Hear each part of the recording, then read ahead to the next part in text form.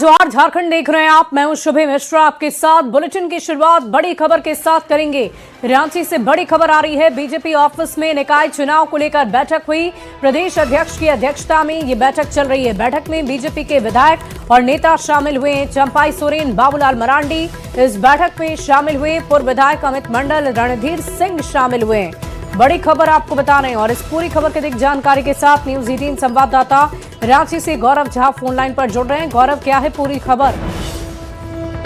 आपको बता दें कि सुबह ये जो पूरा बैठक है वो बैठक निकाय चुनाव के मद्देनजर रखी गई है। भारतीय जनता पार्टी ने अपने सभी सीनियर नेताओं के साथ और अपने पूर्व विधायक और वर्तमान जो सीनियर नेता हैं उनके साथ ये बैठक की है और सभी को निकाय चुनाव को लेकर ये बैठक बुलाई गई है। बैठक खत्म होने के बाद जो सीनियर नेता है उन्होंने कहा कि हमें इंस्ट्रक्शन है कि ये सरकार, हमारी ये उम्मीद होगी कि ये सरकार पर दबाव भी बनाया जाएगा कि जो निगम का चुनाव है, निकाय का चुनाव है, उसे दलगत कराया जाए और ईवीएम पर कराया जाए। तो दलगत चुनाव कराने के साथ साथ जल्द से जल्द चुनाव का ऐलान कराया जाए। सिर्फ जो अब तक कही जा रही है कि इस महीने के अंत तक होगा, लेकिन तारीख की घोषणा अब तक नहीं की गई है। तो बीजेपी ने कहा कि हमने हमारे बैठक में ये निर्देश दिए गए हैं कि जल्द से जल्द निकाय का चुनाव हो और वो दलगत तरीके से कराया जाए।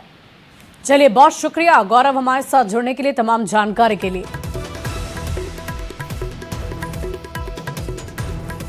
और चतरा से बड़ी खबर आ रही है, जहां गिद्धौर थाना क्षेत्र से पिछले 20 दिन से 14 साल की मुन्नी लापता बताई जा रही है। पुलिस अभी तक मुन्नी को ढूंढने में पूरी तरह से नाकाम साबित हुई है। परिजन पुलिस पर संवेदनहीनता का आरोप लगा रहे हैं और जानकारी के अनुसार मुन्नी कुमारी 28 दिसंबर से लापता है। परिजनों का यह आरोप है कि पुलिस आवेदन देने के 10 दिन बाद हरकत में आई, लेकिन अभी भी पुलिस सिर्फ औपचारिकता ही कर रही है। अब तक मुन्नी के नहीं मिलने से गांव के लोगों में पुलिस के खिलाफ आक्रोश व्याप्त है।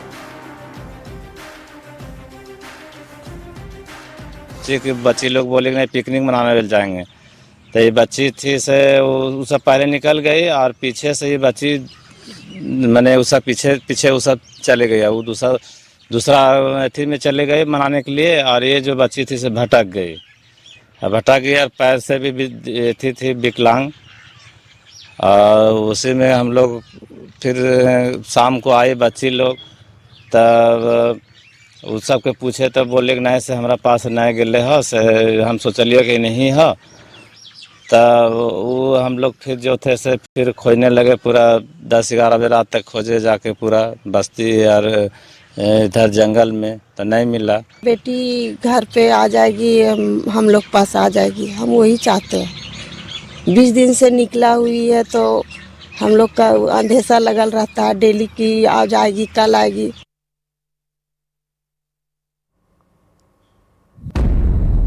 न्यूज 18 पूछता है सवाल कि आवेदन के 10 दिन बाद आखिर क्यों कार्रवाई शुरू की गई? 20 दिन से लापता मुन्नी अब तक क्यों नहीं मिली है? क्यों इतनी देरी हो रही है? लापरवाह पुलिस अधिकारियों पर कार्रवाई कब तक की जाएगी? मानव तस्करी या कुछ और है मामला? रांची की अंश और अंशिका मामले से भी पुलिसकर्मियों ने सबक नहीं ली। आखिर कब बदलेगा झारखंड पुलिस का रवैया? ये एक बड़ा सवाल है। बढ़ते आगे, राजधानी रांची से बड़ी खबर है, जहां जमीन विवाद में दो गिरोह के बीच गोलीबारी हो गई। दोनों गुटों ने एक दूसरे पर गोलीबारी और फायरिंग की है। इस घटना में दोनों गुटों के कुल 3 लोग गंभीर रूप से घायल हुए। एक गुट के आकाश विकास और दूसरे गुट का रवि घायल हो गया है। पुलिस को मौके से 6 खोखे बरामद हुए हैं। पुलिस ने इस मामले में संजय पांडे सहित सभी आरोपियों की गिरफ्तारी कर ली है। 2 गाड़ी से लोग आया था स्कॉर्पियो से, उसके बाद लोग गोली चलाया हम पे और मेरे भाई पे। गोली चलाने के बाद बोला कि मारो, ये लोग दोनों को खोज के मार दो, आज खत्म कर। किस बात को लेकर पैसा था? पैसा हम वहाँ पे ज़मीन खरीदने के लिए पैसा दिए थे। आज जब हिसाब करके हम बोले मेरा पैसा लौटा दो, हमको नहीं चाहिए, तुम लोग ज़मीन का क्लियर नहीं कर रहा तो हमको पैसा वापस कर दो। इसी बात पे लेकर लोग 55 लाख का बात था, तो सोचा ऐसा घटना कर देंगे तो पैसा बच जाए। ठीक है, बीच में किसी ज़मीन विवाद को लेके आपस में फायरिंग हुई है और उसमें अभी इलाजरत हैं दोनों ग्रुप्स के लोग। और उसमें कुछ लोग जो हैं वो पकड़े भी गए हैं। जो जिनको गोली लगी है उन्होंने बताया भी है कि इन लोगों ने गोली चलाई थी। तो जो हमारे सस्पेक्ट हैं उनको हिरासत में लेकर पूछताछ भी की जा रही है और आगे आपसे कार्रवाई की जाएगी। टोटल 3 लोग ही घायल हैं? टोटल 3 लोग हैं। ठीक है सर। और इस बीच गिरिडीह से एक बड़ी खबर आ रही है, जहां के छकमका गांव में दो गुटों के बीच हिंसक झड़प हो गई। तालाब की मिट्टी के विवाद को लेकर दोनों गुटों में ये झड़प हुई। घटना में 3 युवक गंभीर रूप से घायल हैं। वहीं घटना के बाद गांव में तनावपूर्ण स्थिति बनी हुई है, जिससे एसडीएम एसडीपीओ ने मामले को नियंत्रित करने की कोशिश भी की है। तो तस्वीरें भी आप देखिए, दो गुटों के बीच कैसे हिंसक झड़प हुई है।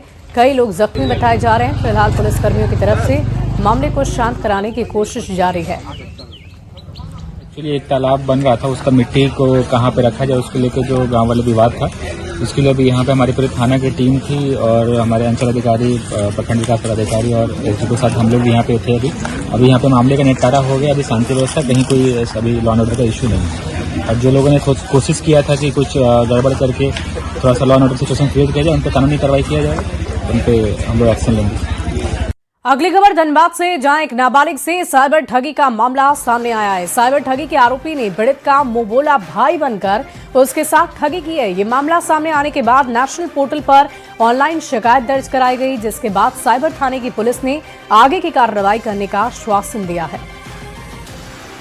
भागाबाद बस्ती में हुआ है कि मेरे बेटी इंस्टाग्राम में देख रहा था, भाई बहन बोल के बोला हम गिफ्ट, मेरा बर्थडे है, मैं गिफ्ट भेज रहा हूँ, एरोप्लेन से भेज रहा हूँ, एयरपोर्ट जा रहा हूँ। इसी वजह से हमको दवा डांट करके पैसा लूट रहा। और इस बीच चाईबासा से एक बड़ी खबर आ रही है। झारखंड के परिवहन मंत्री दीपक बिरुवा के नाम से ठगी का प्रयास किया गया है। फर्जी सोशल मीडिया पेज बनाकर ठगी का प्रयास किया गया। बड़ी खबर आपको बता रहे हैं चाईबासा से, जहां झारखंड के परिवहन मंत्री दीपक बिरुवा के नाम से ठगी का प्रयास हुआ है। फर्जी सोशल मीडिया पेज बनाकर ठगी का प्रयास किया गया है। बड़ी खबर आपको बता दें,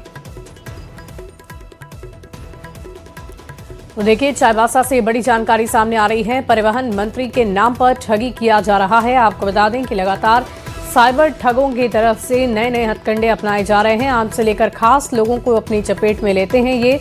और झारखंड के परिवहन मंत्री दीपक बिरुवा के नाम से भी ठगी का प्रयास किया गया है। फर्जी सोशल मीडिया पेज बनाकर ठगी का प्रयास किया गया। और देखिए इस पूरी खबर की अधिक जानकारी के साथ न्यूज 18 संवाददाता चाईबासा से रुपेश प्रधान फोन लाइन पर जुड़ रहे हैं। रुपेश, क्या जानकारी है? अभी तक इस पूरे मामले में क्या कोई कार्रवाई भी की गई? अभी तक कार्रवाई इस मामले में इसका अपडेट तो नहीं मिल पाया है, लेकिन मंत्री दीपक बिरुवा के नाम से सोशल मीडिया का फेक अकाउंट बनाकर उसके द्वारा ठगी करने का प्रयास किया जा रहा था और जिसकी शिकायत उन्होंने यहाँ पुलिस को की है और इस मामले में कार्रवाई करने का निर्देश उन्होंने दिया है। तब आगे इस मामले में क्या कार्रवाई होती है और कौन ठगी गिरोह इसमें सामने आता है, अब ये आगे देखना होगा। जी चलिए, बहुत शुक्रिया हमारे साथ जुड़ने के लिए, तमाम जानकारी के लिए। और हजारीबाग से एक बड़ी खबर है, जहां के शीलाडी गांव में हाथियों के झुंड ने जमकर उत्पात मचा दिया है।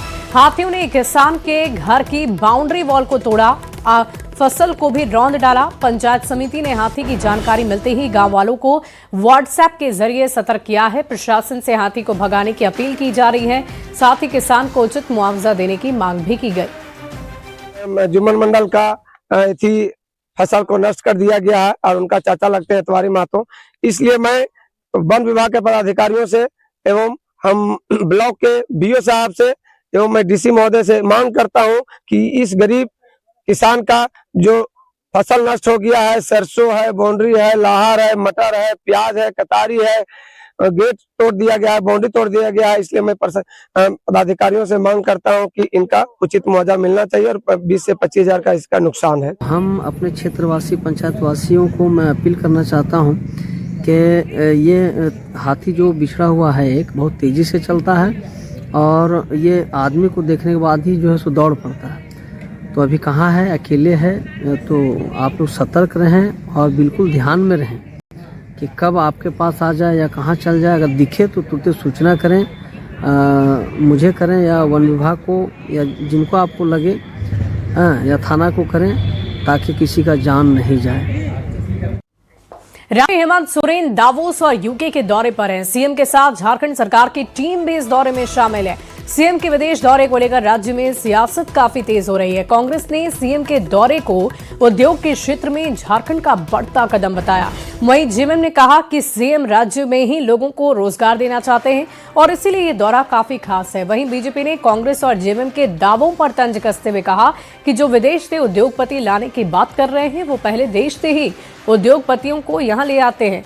देश के उद्योगपति तो झारखंड आ नहीं रहे और ये विदेश चले गए हैं। झारखंड को एक बड़ा सौगात दी जाएगा। उद्योग क्षेत्र में झारखंड का एक बढ़ता हुआ, तीव्रता से बढ़ता हुआ कदम होगा और रोजगार के अवसर पैदा होंगे, उद्योगों के आने की संभावनाएं बढ़ेगी। वो झारखंड को ऐसा बनाना चाहते हैं कि किसी भी बच्चे को यहाँ से विदेश न जाना पड़े पढ़ाई के लिए, नौकरी के लिए।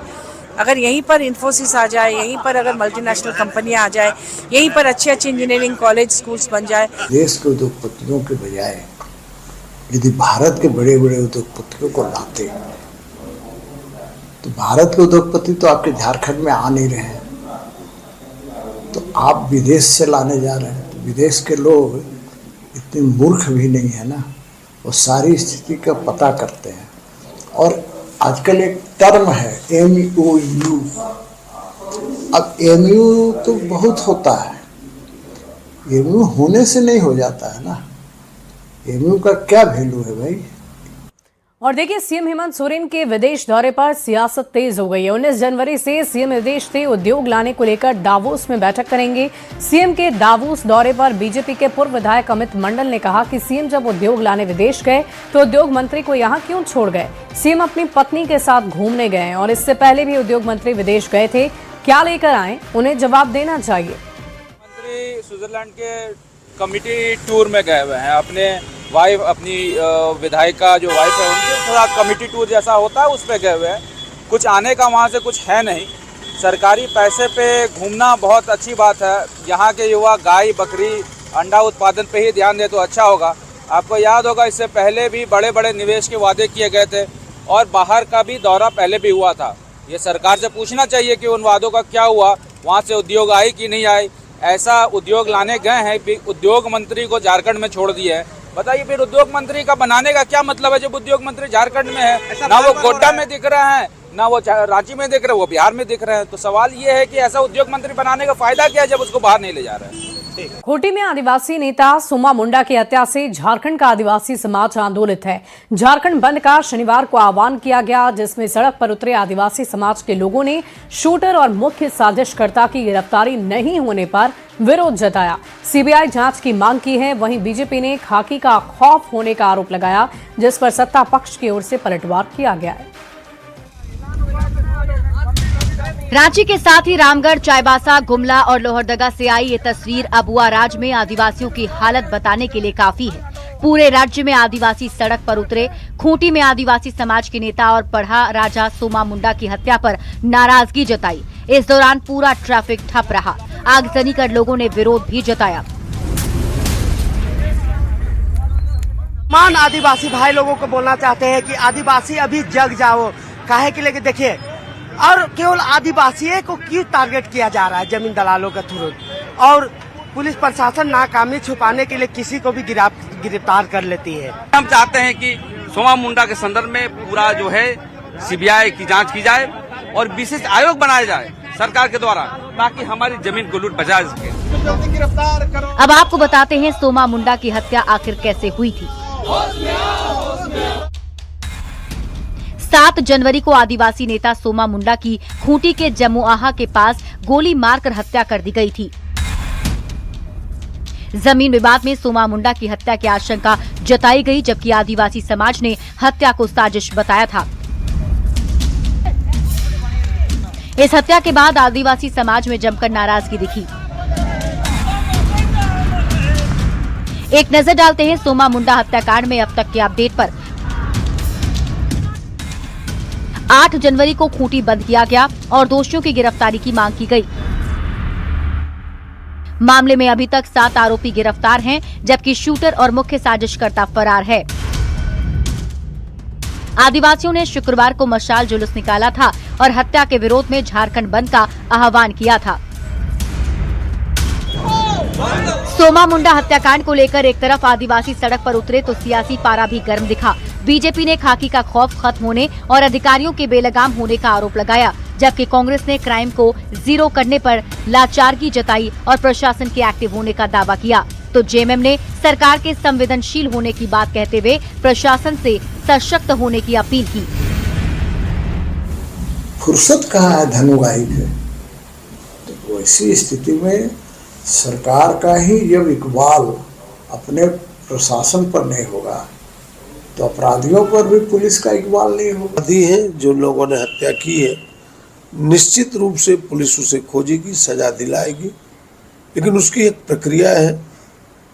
भारतीय जनता पार्टी को राजनीति करनी है तो इस प्रकार के मुद्दों को सामने लाके वो केवल राजनीति करती है। की घटनाएं हो रही है तो प्रशासन को और सख्त होना पड़ेगा, इन्हें रोकना पड़ेगा। और मैं तो ये कहूंगी कि अगर आसपास कोई संदिग्ध दिखे तो तुरंत पुलिस प्रशासन को सूचित भी करना होगा। विपक्ष का आरोप है कि सरकार सत्ता के मद में चूर है। अबुआ राज में ही आदिवासियों पर अत्याचार हो रहा है और कार्रवाई की जगह सरकार मूक दर्शक बनी हुई है। सत्ता पक्ष का दावा है कि कार्रवाई हो रही है और जो भी अपराधी होंगे उन्हें बख्शा नहीं जाएगा। वार और पलटवार के बीच झारखंड की सियासत घूम रही है और आदिवासी इंसाफ की मांग पर सड़क पर उतरे हैं। Bureau report, news 18। और यहाँ रुकेंगे एक छोटे से ब्रेक के लिए, जल्द हाजिर होंगे।